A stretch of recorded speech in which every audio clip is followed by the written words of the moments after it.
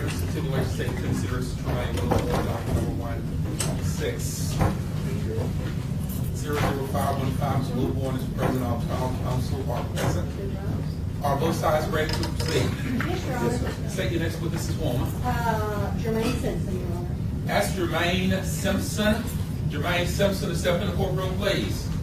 Just looking for the jury, please, sir. Yes, gentlemen, thank you. Everyone be seated. State of Tennessee, you may call your next witness. Officer Jermaine Simpson. Officer Simpson, come forward, please, sir. Simpson, you walk up to where Deputy Smith is and stand on this circle to seal of Shelby County. When you get there, sir, put your left hand on the Bible and raise your right hand. Do you solemnly swear or affirm the testimony you will give this case to be the truth? Yes, sir. The whole truth and nothing but the truth, so help me God. Yes, sir. Thanks, sir. Put your hand out, Officer Simpson. Have a seat right here, please, sir. Watch your step, please. Officer Simpson, good afternoon, sir. Swear you can proceed. Can you tell us your name and spell your first and last name for the ladies and gentlemen in the jury? Yes, it's Jermaine Simpson. First name J-R-M-A-I-N-E. Last name Simpson. S-I-M-P. That's all. And where are you employed? Memphis Police Department. How long have you been a Memphis police officer? 13 years. Were you a Memphis police officer on August the 1st of 2015? Yes, ma'am. Did you know Sean Bolton? Yes, ma'am. How did you know Sean? We work together. Were you working together that night? Yes, ma'am. Had you and Sean Bolton discussed something about working overtime or something else about that evening earlier before all this happened? Yes, ma'am. Can you tell us what you discussed about working? Just talking children about working together. And were you going to work together later on that evening? Yes, ma'am. Did you hear the short key up that Sean Bolton got when he got on the microphone? Yes, ma'am. Do you remember where you were when you heard that? It was at the precinct. Talking to a supervisor. When you heard that, what did you do? What did you think? What did you do when you heard that? First, we didn't know who it was. So we all started advising the dispatchers.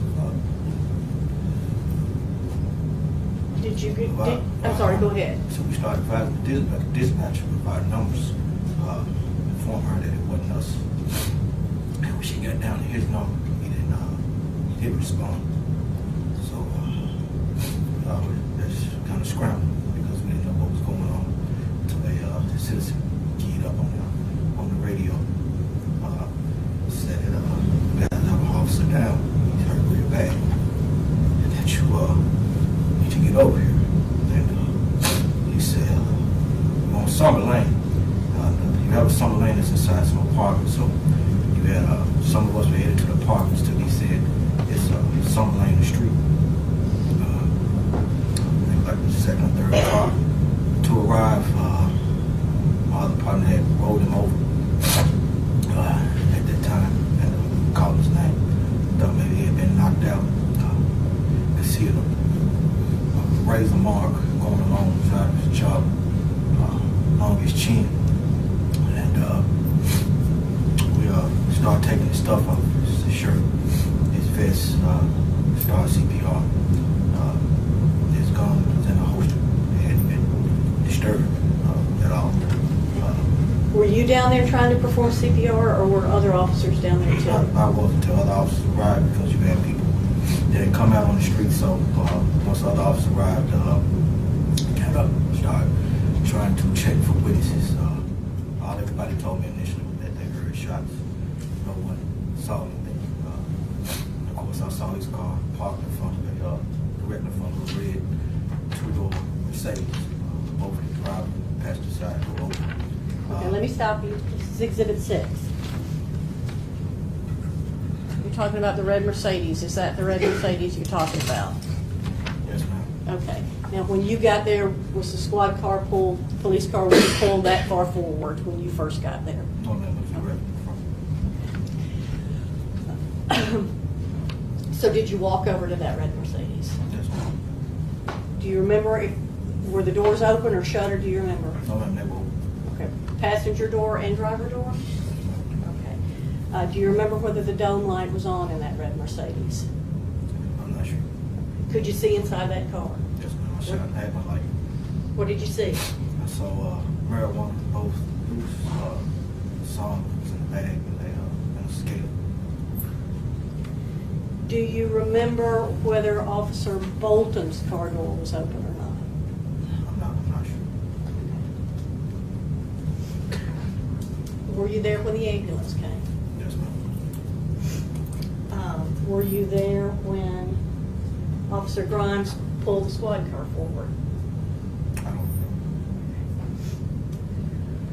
Do you remember assisting putting him in the ambulance? Yes, ma'am. I got the stretcher out the back. And a female paramedic, she pulled me to the side. She pretty much told me that he was already gone. But they would continue to try to work on him. But they knew he was already gone. And did you stay around that night? And did you go to the hospital that night? Yeah, I fought the paramedics to the hospital. No further questions, Your Honor. Mr. Dwyer, Mr. Gangfield, it was passed. No questions, Your Honor. Officer Simpson, I want to thank you, sir, for being present in court today. I want to offer you my condolences also for the loss of your partner. You are free to sit and watch the rest of the trial with you, and you just would allow you to do so, you're free to go home. You can discuss your testimony then, sir. Yes, sir. Thank you, sir.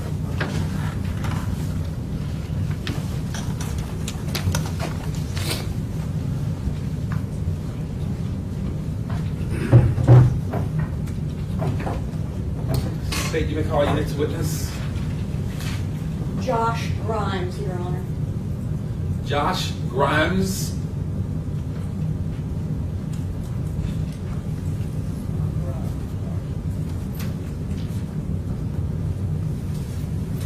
Ms. Grimes, come forward right here to where Deputy Smith is, please, sir, and stand on this circle. The seal of Shelby County. Once again, Deputy Smith, if you put your left hand on the Bible and raise your right hand, please, sir. Do you solemnly swear or affirm the testimony you give in this case with the truth, the whole truth, and nothing but the truth to help you God? Yes, I do. Thank you, sir. Stand down. Have a seat right here, please, sir. Right yourself, please. Good afternoon, sir. Good afternoon. Mr. Dwyer, you may proceed. Will you tell us your name and spell your first and last name for the ladies and gentlemen in the jury? Joshua Grimes, JOSHUAGRIMES. And where were you employed in August of 2015? The City of Memphis Police Department. Are you still employed at the City of Memphis Police Department? No. And why is that? Loss of pension.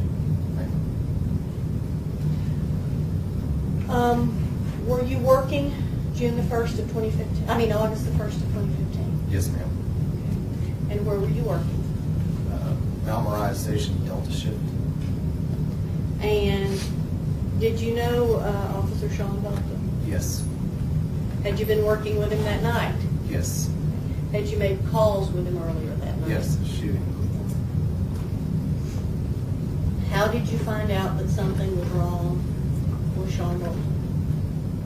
He yelled out his partial number over the radio. Sorry, go ahead. While we were on a traffic stop. Well, who was we? You and Me him? and Officer Ripley. Did you recognize his voice? Yes. Do you remember whether he yelled out or said his full number or partially his? There's a partial number. It's not like 6'4" or 4 or something along like that. But hearing that, did you recognize that as his voice? Yes. What did you do then?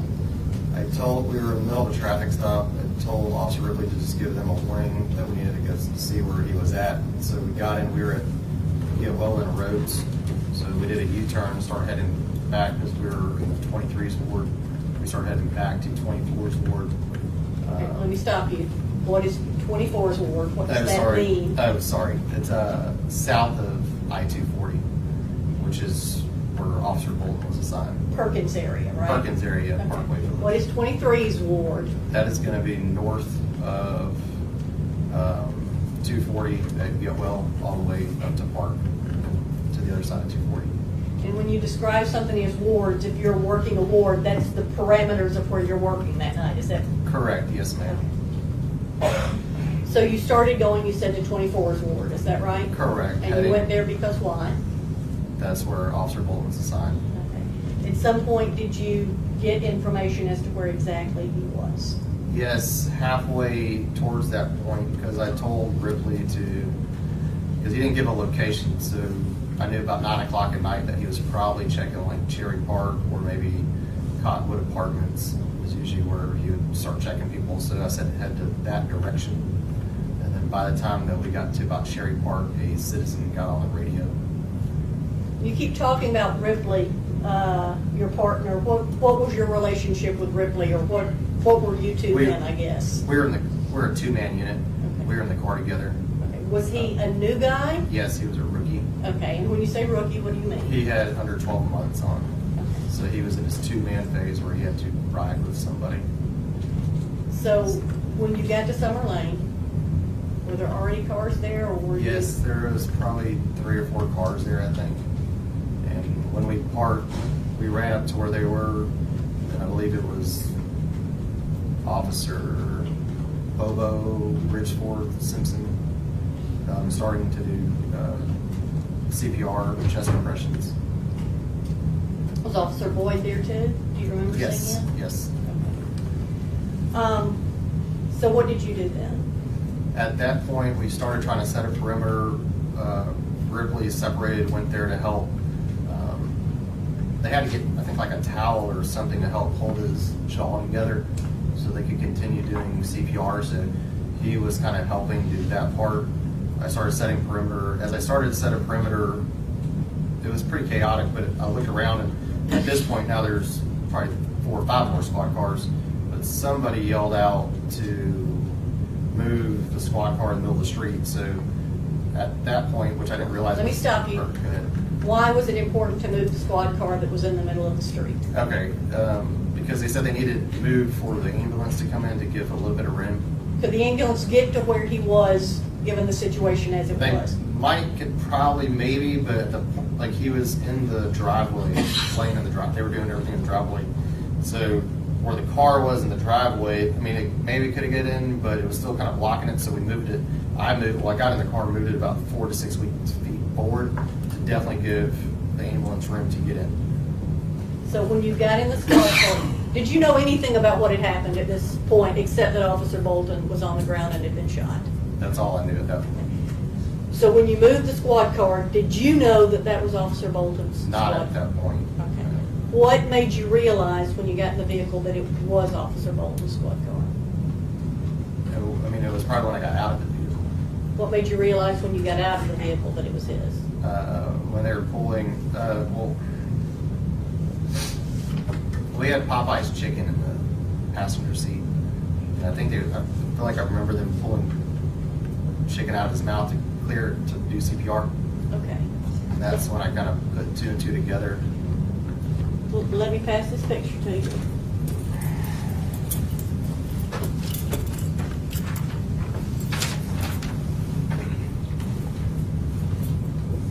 Is that what you're talking about, the Popeye's chicken? Yes, ma'am. Okay, maybe mark that as the next exhibit. Ms. Gangula, Ms. Pasley, any objection to this offer? No, Your Honor. And without objection, this is exhibit number 35, it's a photograph showing the inside of a car with a box of some box containing something from Popeyes, exhibit number 35. So when you got in that squad car to move it forward, do you remember whether the door was open or shut? I don't remember. Do you remember whether you did anything with the lighting on that No, I squad didn't car? touch any lighting. I just moved it forward about 4 to 6 feet. And this is exhibit 35. Is that what you saw inside the squad car that made you know that it was Sean's car? Yes, ma'am. Now, I think there's a pointer up there by you. I'm going to show you exhibit number 6.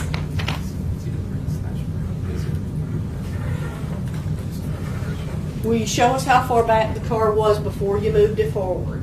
The front of it is about right here. Okay. And did you move it from side to side or just No. pull it I forward? just pulled it forward enough because the driveway is right here.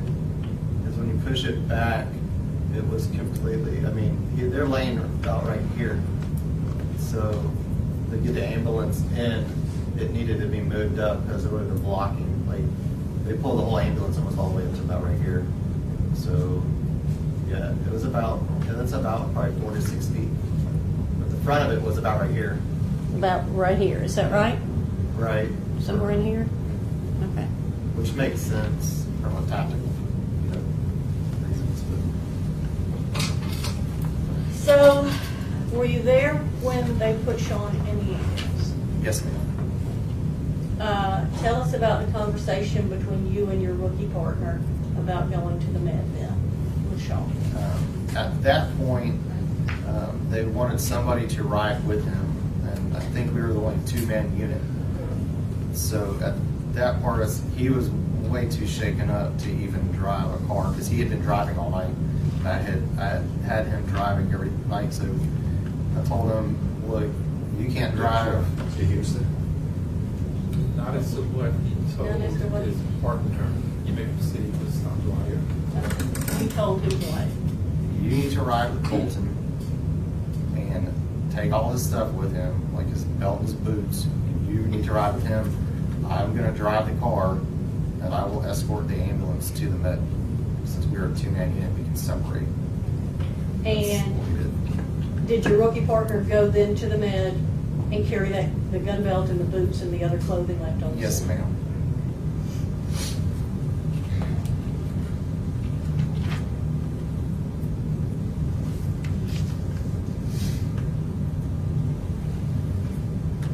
No further questions.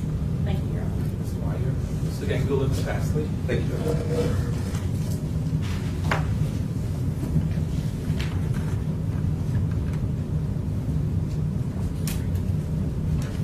Mr. Grimes, one of Tremaine's lawyers, I'm going to ask you some questions. And just like with everybody else, if I'm unclear about something, please tell me. I'll back up and I'll try to do better. All right. Back in August of 2015, how long had you been a police officer?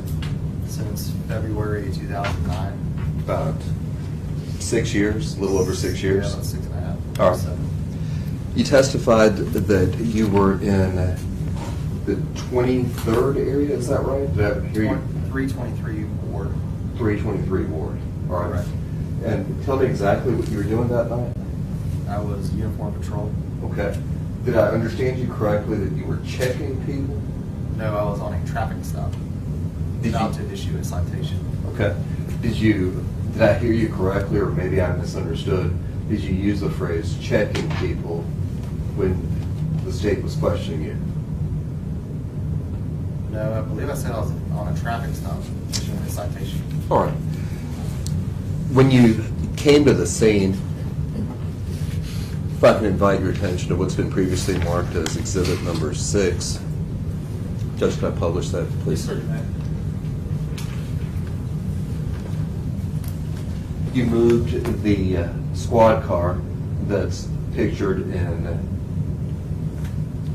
Photograph. right, photograph that's above us. Is that right? Yes. Okay. And you moved it about 4 to 6 feet forward. Correct. All right. You saw Officer Bolton's body. Is that right? Correct. Okay. Could you show us on what's been marked as exhibit number 6 where you would have seen his body, or?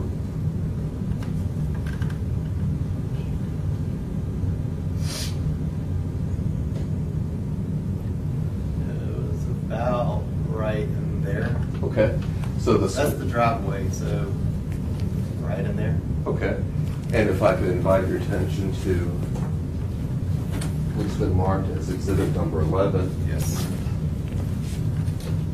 if I could invite you from the witness stand. Yes, sir. Sit up on the stand, please. And keep your voice up when you're away from the witness stand. Yes, sir. Yes, sir. So the squad car was kind of blocking access to Officer Bolton, is that right? Correct. Okay. How far away from the squad car was Officer Bolton? I mean, he was laying about right where the diagram is. Okay. And how far is that from the squad car to about half the amount of the street. I mean, Your Honor, at this point, I'm going to object, since we already know that drawing is not to scale. I don't know how you can measure on that. Well, I think he would know, Judge. Well, not I mean, I'm- necessarily on the diagram, Mr. Gangle. If you remember how far from the car the body was when you got there off the ground, so we answer that. But that is not to scale, so I'm not going to ask you to guess based on that diagram. right, yeah, because I mean, I'm not an architect. I mean, it's probably 30 feet. I mean, not even 30 feet, what?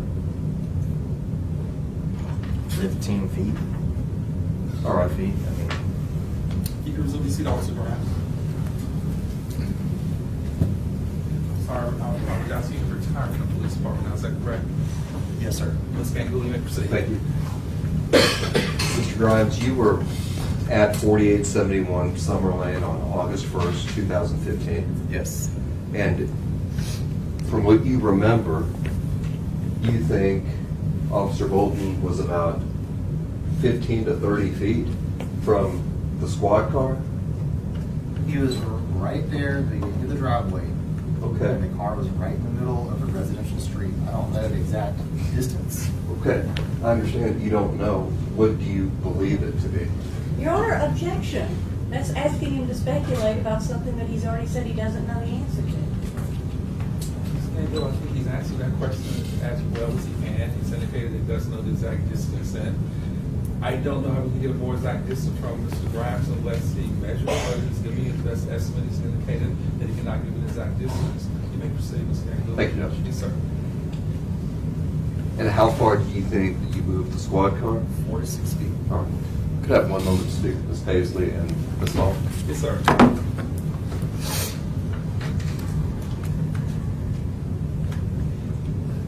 Thank you. No further questions, Your Honor. Ms. Gangle, thank you. Mr. Ryan, additional questions? No, Mr. Your Honor. Ryan? Thank you, Your Honor.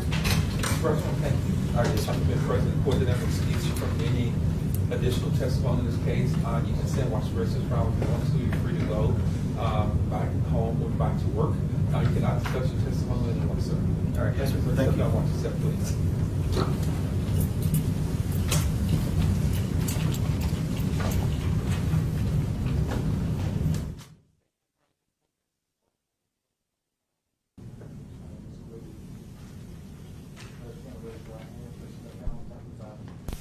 Please, I apologize. Do you solemnly swear or affirm the testimony you give is understand? I have a secret here, please, sir.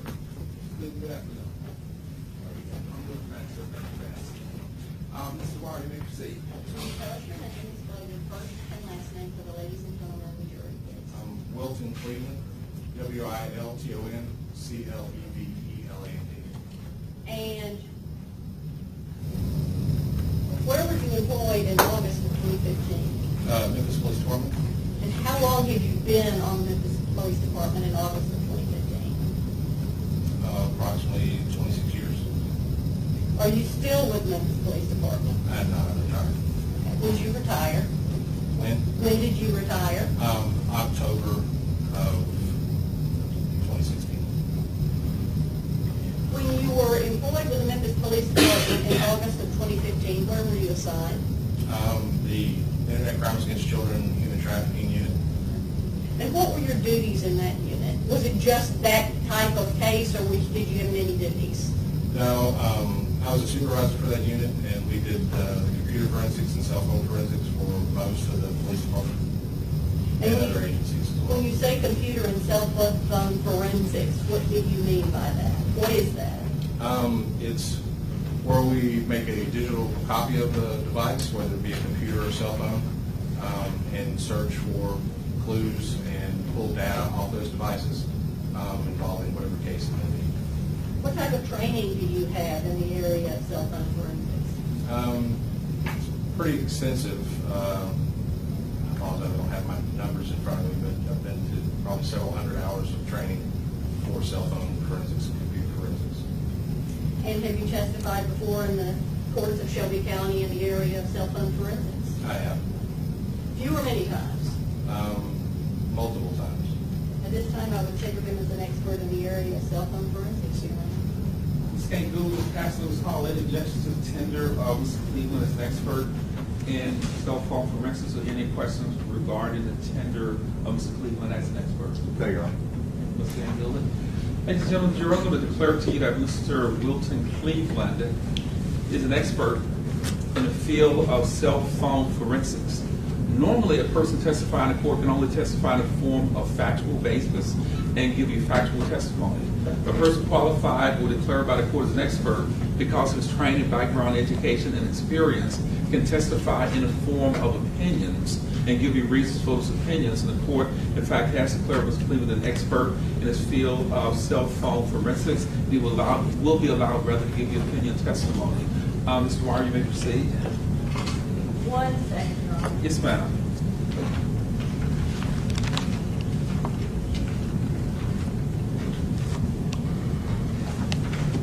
We're going to pass you an item and ask you if you can identify, well, let me first pass you a picture and ask you if you can identify that picture. Yes, I can. Okay. Now, did you put that placard down beside that picture? No, I By did those not. items? Did you go on August the 1st of 2015 to the scene where Officer Wilton was shot on Summer Lane? Yes, I did. Here in Shelby County? Yes. And what was your purpose for going there? I received a phone call from Lieutenant Anthony Carter that was, he was told to advise me to come to the scene by the command staff to recover the cell phones, 2 cell phones that they had recovered that they found on the scene. And is that a photograph of one of the cell phones that that was found on the scene? Yes, it is. And does it look in that picture like it looked that evening? Yes. Maybe mark that as the next exhibit, Your Honor. Mr. Gangville, Ms. Paxton, any objections to the law? No, Your Honor. Without objection, the court will admit it as exhibit number 36. Photographs described Mr. Cleveland as the cell phone was located at the location, found rather at the location where Officer Bolton was shot. This is marked by placard or item number 2, exhibit number 36, a photograph of a cell phone.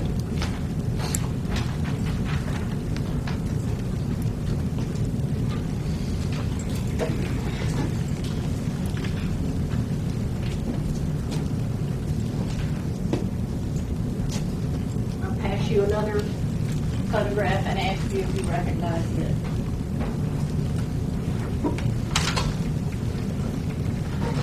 What is that a picture of? A cell phone. Was that placard by it that night when you went to the scene? Yes, it was. Okay. And did you recover that cell phone as well? I did. And we mark that as the next exhibit, Your Honor. Ms. Gangville, objections? No, Your Honor. Without objection, the court will admit exhibit number 37. This is item or placard number 17. Identified Mr. Cleveland as a cell phone that was recovered from the location of the shooting. Exhibit number 37, item or placard number 17.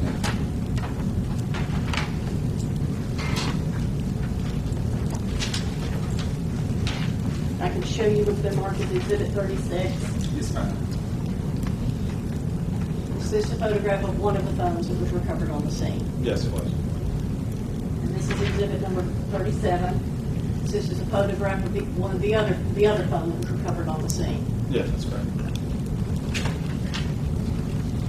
So when you recovered these phones, what did you do with them?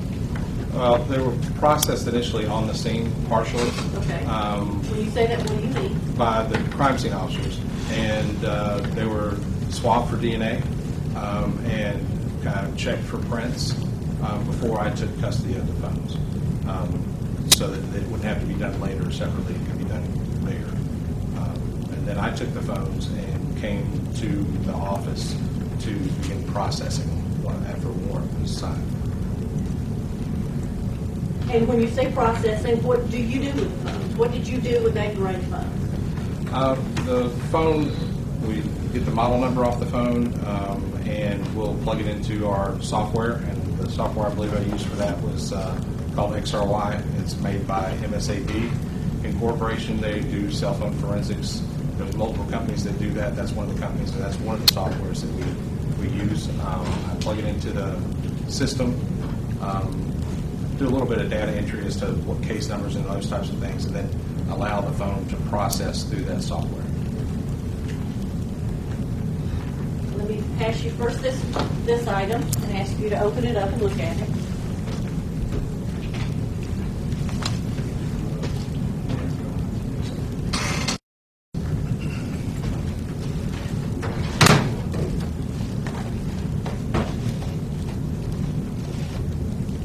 Thank you, sir.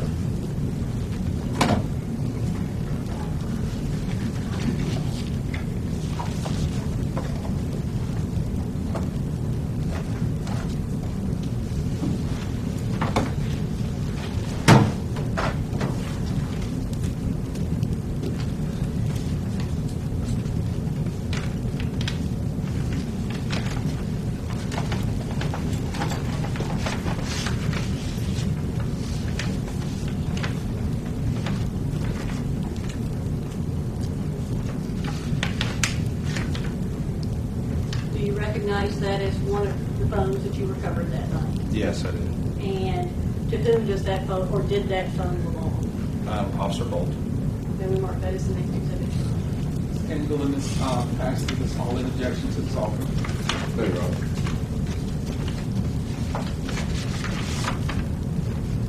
Without objection, this will be exhibit number 38.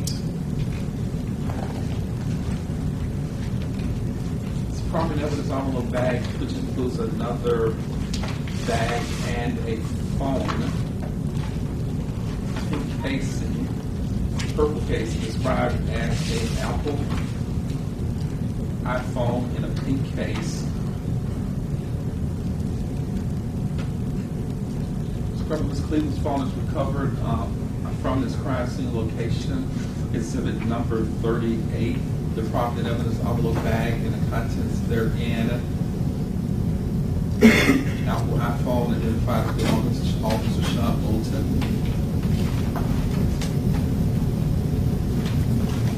Before I may proceed. Let me pass you one other item.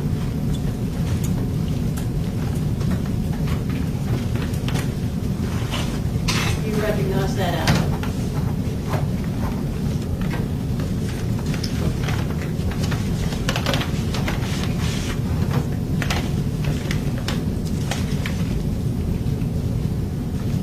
I do. Okay. And is that the other phone that was recovered at the scene that night? It is. Okay. And what was done to it, did you tell the ladies and gentlemen of the jury before you left the scene with it? I did a forensic examination of the phone. No, before you left the scene with it? Oh, before I left the scene, the crime scene officers swabbed it for DNA and then checked the phone for prints prior to me taking it from the scene. When you took it from the scene, what then did you do with that phone? I placed the phone in airplane mode so that it could not be remotely wiped, and so the airplane mode, may know that it separates it from the network, so it's no longer communicating with the network, and it turns off all the any possible connections, Bluetooth, Wi-Fi, or the network connection. So I did that so it couldn't be remotely wiped. And after you fixed it so it couldn't be remotely wiped, would you tell the ladies and gentlemen of the jury again what you did with this phone? How you made it, how you got information off of it? I connected it to our forensic computer that was running this software that I used was XRY. And then there's several types of extraction that we can do. They're called logical extractions and physical extractions. This one also had a SD card in it, a memory card, and I did a physical extraction on the memory card. The logical extraction allows you to get what a user can see. A physical extraction allows you to get possible deleted data as well. And that's what I did with this one. And in doing that, were you able to determine whose cell phone that was?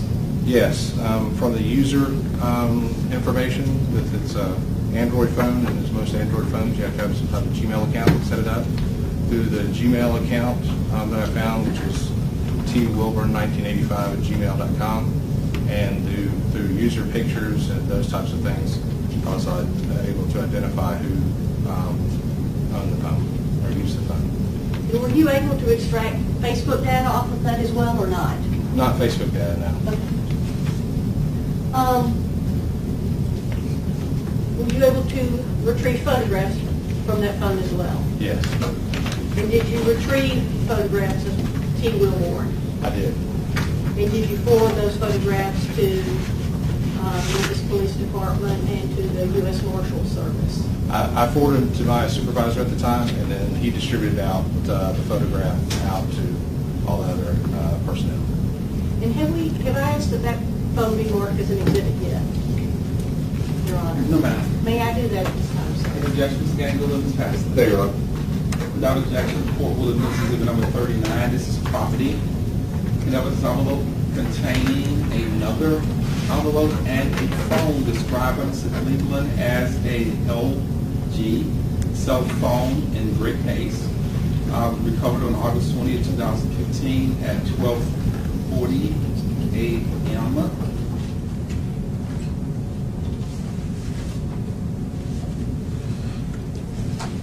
Exhibit number 39, property evidence envelopes, and the phone is self-identified as belonging to T. Wilbourn. Mr. Here, you may proceed. I have no other questions. Mr. Gangville, Ms. Patterson, any questions to Mr. Cleveland? No questions, Your Honor. Mr. Cleveland, when you retired, did you go to work somewhere else, sir? I did go to work somewhere else temporarily. Yes, sir. That lasted about a year and a half. And Are you I've full been in retirement consulting now? now. No, I'm doing a little bit of consulting now. Yes, sir. I want to thank you, sir, for being present in court today. I'm going to excuse you from any additional testimony. If you're not discussing testimony with anyone or allow anyone to talk to you about their testimony, sir. Please have your witness stand. Thank you, Ms. Cleveland. Thank you, Your Honor. Thank you, sir.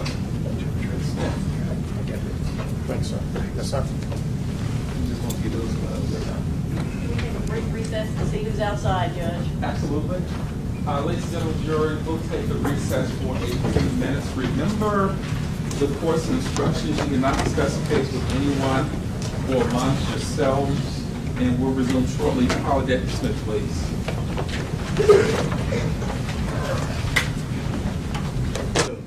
Afternoon. Will you state your first and last name and spell it, please? My name is Desric, D-E-S-R-I-C, last name I-V-O-R-Y. Mr. Ivory, I'm going to take you back to August 1st, 2015. Where were you living at the time? 3035 Clearbrook. 3035 Clearbrook. Sir. And sometime after 9 p.m. that night, did something happen to you? Yes, I was carjacked. You were carjacked. Sir. All right. And where were you when that happened? In my driveway. That's the address you talked about, 3035 Clearbrook. Sir. And how many people were involved in that? Just me and the suspect. Okay. You might want to talk just a little bit louder. Just me and the suspect. All right. Now, describe the person that carjacked you. About 6 feet. I had a dark skin, beard, dreads down the shoulder. Blue jersey on, and black tennis shoes. All right. So what were you doing just prior to your car you were taking? Turn the move to the red box. Okay. So you had gone to somewhere to take the movie back. There's a Walgreens location right around the corner. All right. Walgreens around the corner. So then you drove back home. Yes, I Tell drove. the ladies and gentlemen what happened after you drove back to your house. So I got back to the house, cut my car off, and the suspect came up, put his gun back in my neck. Just got the jury can't hear. They can't hear you. Got back to the house. When I pulled up to the house, cut my car off. Got out the car. Suspect put the gun to the back of my neck. Told me I just shot an officer. He needed the car. He needed it now. He needed the car. He needed it now, and I just let the car go. Okay. You gave him the keys. Yes, Okay. sir. Did you look at him at all? When I was on the way in the house, I didn't too much turn my back from him, so on the way in the house, I got to look at him. All right. Now, what did you do after you got the car was taken? I went in the house, called 911. My girl says we go next door, so we went next door. Police showed up. All right. Did it take police long to get there? About a couple minutes. All right. When you were carjacked, describe to me exactly the positions that you were in. Well, I was closing my door, so I was finna head in the house, so I was still turned backwards when he put the gun in my neck. And when he got Just a in, little bit louder. I said I was still turned backwards when he put the gun in my neck, and when he got in the car, I I was turning towards, like, walking backwards up the steps towards him. Could you tell what hand you had the gun in? Looks like the left, because he didn't switch hands while opening the door. He opened the door from the right. I want to pass you a photograph and ask you whether or not you can identify it.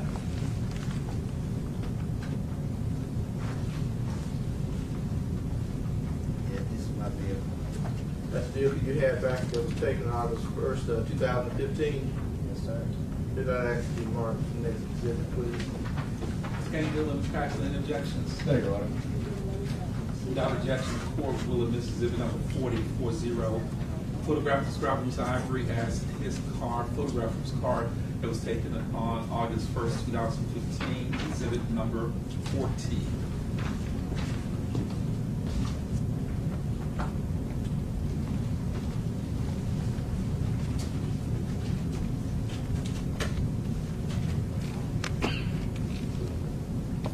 Just give us just a moment. Yes, sir.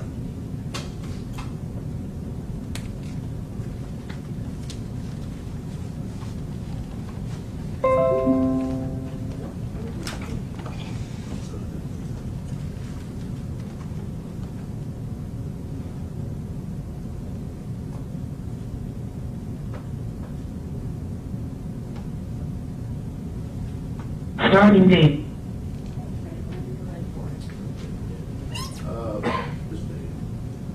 Mr. Ivory, you indicated that you called 911. Yes, sir.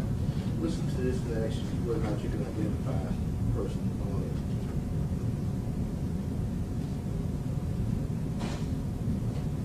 it. Starting date, Saturday, August 1st, 2015, at 9:38 and 14 seconds p.m. When are you needing police for your ambulance? I need police right now. I just robbed my car right now in 3035 Clearbrook. 3035 Clearbrook? You say you were just robbed, sir? Did you think it was responsible? Yeah, say he just shot the police or something. I don't know. You say he said he just shot the police? Something, I don't know. Okay. I just robbed. I'm distraught right So now. you saying you were just robbing a person around you said he shot the police? Yes, ma'am. You did. Was he black or Hispanic? It's black. What was his last name? My last name is Ivory. No, what was he like? The person who just shot you? My driveway. Did he take your vehicle, sir? Took my whole vehicle at gunpoint. What kind of vehicle? It's a silver Honda. You see which way he left? Accord, 2002. He left his back toward Night on. You say left on Night Arnold? He left. My street is Clearbrook is in between Cottonwood and Night Arnold. Coming out my driveway, he headed towards Night Arnold. Which way? On Night Arnold, sir. I can't see that far down to Night Arnold. I wasn't trying to see that far. No, so that was Night Arnold from, you were that second cross you said? Night Arnold and Clearbrook. It's direction he Was he black or Hispanic? Black. Well, so what kind of pants did he have on, sir? Look like a dress or something, and all black pants. I really don't know. Did you say dreads, black pants? Yeah, that's what. Okay, sir, I'm just trying to get as much information as possible, okay? Because this information is very important right now, okay? What color shirt did he have on? It look like blue. Blue? Yes. Was he by himself or was the other boy? By himself.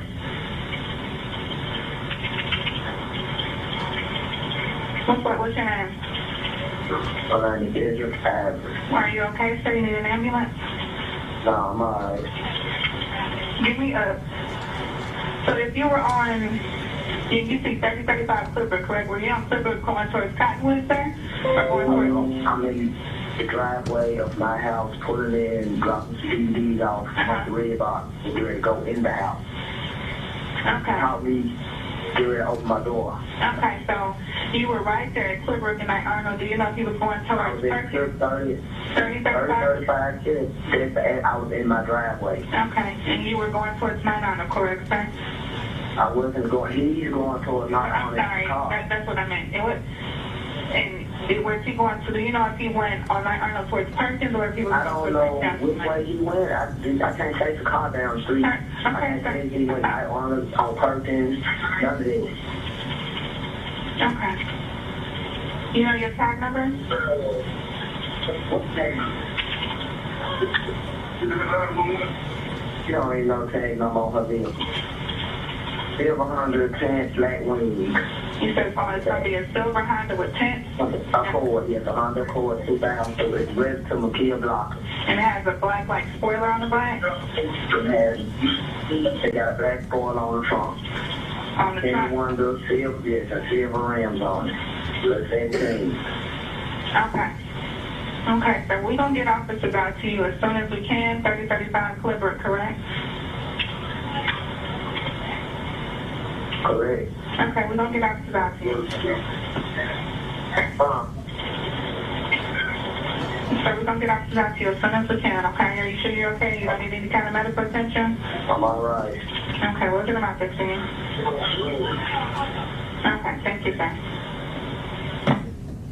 Ending date, Saturday, August 1st, 2015, at 9 hours 42 minutes and 13 seconds p.m.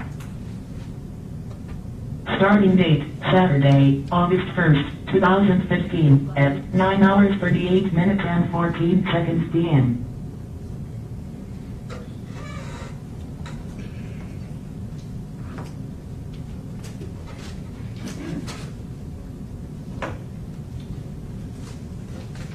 You recognize the person who was on this plea day? Yes, sir. And who was that? Me. Right, at this time, I'd ask this to be marked as the next state's exhibit. Ms. Kangle, Ms. Pastor, Ms. Hall, any objections? No, Your Honor. And without objections, this will be exhibit number 4141. It's a DVD or CD containing a call made by Ms. Ivory on September 11th, August 1st, 2015, a call to 911 regarding a carjacking of his car from his address at 3035 Clearbrook, exhibit number 41. Mr. Henderson, you may proceed.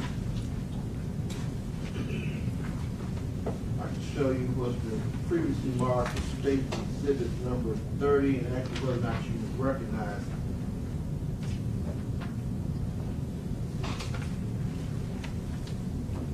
You see where it says 3035? Yes, sir. Do you recognize that place? Yes, sir. If you could get that pointer,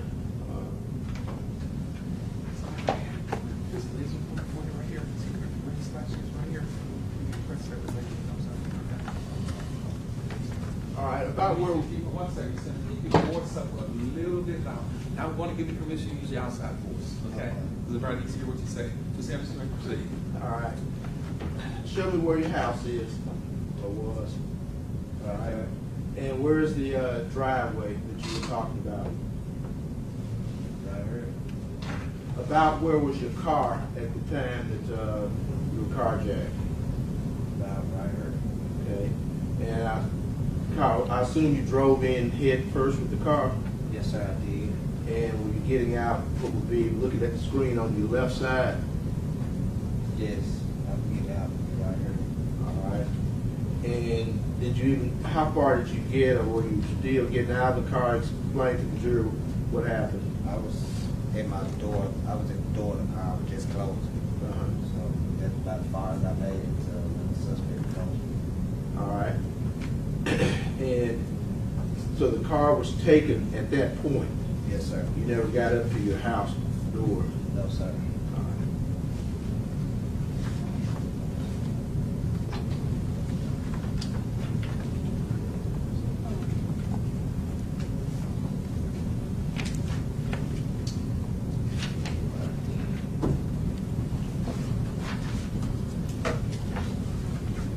Now, after this occurred, did you end up speaking with the police about what had happened? Yes, sir. And were you shown photo spreads? Yes, sir. And I think you weren't able to identify one, but then eventually you were able to identify a photograph. Is that correct? Yes, sir.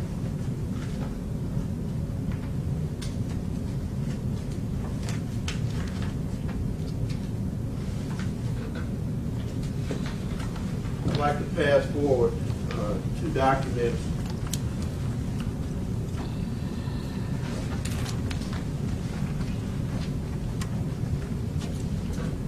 you see the first one that's on the top? Yes. Do you recognize what that is? Yes, I do. And what is that? This is a witness photographic display. Is those like the instructions the police gave you about looking at a photographic display? Yes, sir. And did you sign your name at the bottom of that? Yes, I did. Should I ask you that remark that states exhibit? Mr. Gankle, Ms. Pasley, any objections? This will be minutes exhibit number 4242.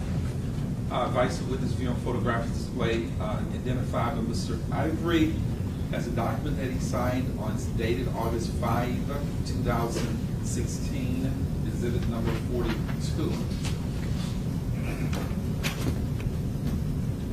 Senator, you may proceed. And the second document that I was handed to you, you recognize it? Yes, I do. It's the one on the top, Mr. Anderson. And what is that document? This is photo spread. And did you make an identification on that photo spread? Yes, I did. And did you write something on the photo spread as well? Yes, I did. All right. Could you remark that as the next exhibit? Ms. Pastor, Mr. Gankle, any objections? No objections, Your Honor. This is court preliminary exhibit number 43. It's a Memphis Police Department lineup labeled B, as in boy, identified Ms. Ivory as a document that he signed on, it's dated August 5, 2015, exhibit number 43, a photos lineup spread. And then Ms. Henderson, you may proceed.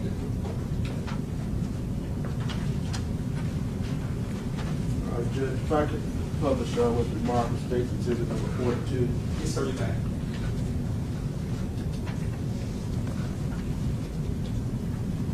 Now, that's the document that the police were explaining to you about how to look at a photo spread?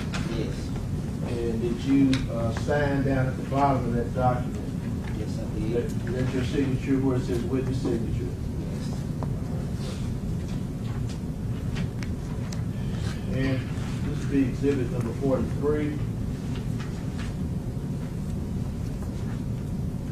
This is where you made an identification. Yes. I'm going to pull this up some, see if you can read that. Can you read that? Or do I need to hand it to you? Yes, I can read. All right, what does it say? This is the guy that carjacked me in my driveway at 3035 Clipper on August 1st, 2015. Approached me and said, I just shot the police officer and I need your car. All right. Well,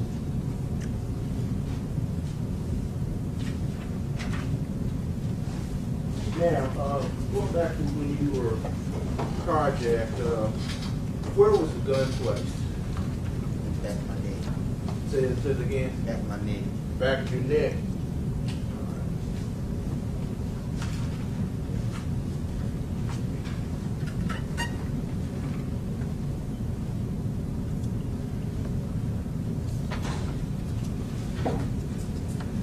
Now, that address 35 Clearbrook, is that in Shelby County, Memphis?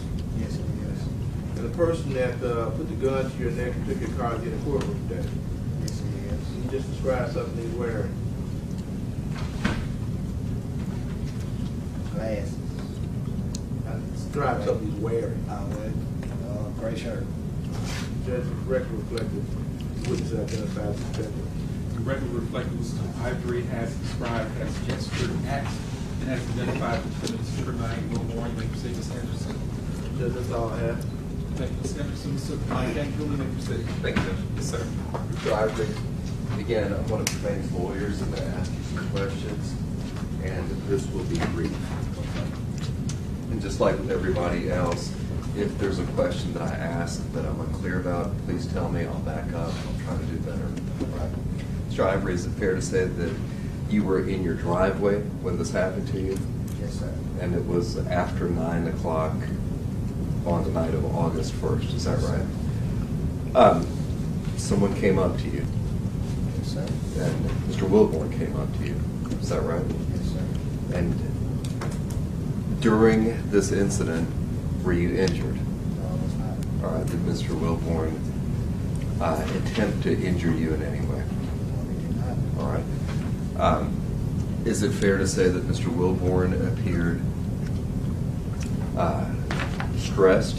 Objection, Your Honor. Outside the scope of his knowledge. Judge, I think the local rule is the lawyer who questions the witness is supposed to be the one that makes the objections. Mr. Gangula, I would sustain objection. You may re-ask the question. He can't answer the question as answered. He cannot answer the question as to what Mr. Wilbourn appeared. Mr. Ivory, when the person that you identified as Mr. Wilbourn approached you with a gun to your neck and told you you needed a car, Mr. Gangula was asking what your impression of him, what did you see when he came up to you making a statement? Just out of breath. He's out of breath. Mr. Gangula, you make a statement. And so he's out of breath, and he says words to the effect of, I just shot the police. Yes. You were able to provide a description of Mr. Wilbourn, is that right?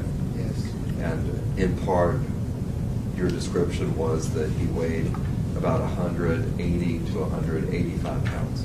Yes. Or may I speak briefly with Ms. Hall and Ms. Mason? Yes, sir.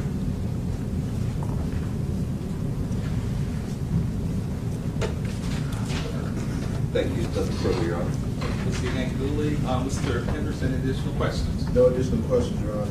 Ms. Ivory, thank you for being present in court today. Also, I'm going to excuse you from any further testimony in this case. You cannot talk to anyone about what you testified to in court or allow them to talk to you either. Ms. Ivory, you can stay and watch the rest of this trial if you're able to do so. I would encourage you to do so, or you're free to go home, sir.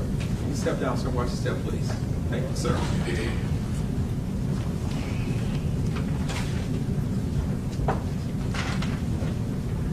State you may call your next witness. Officer Gary, Your Honor.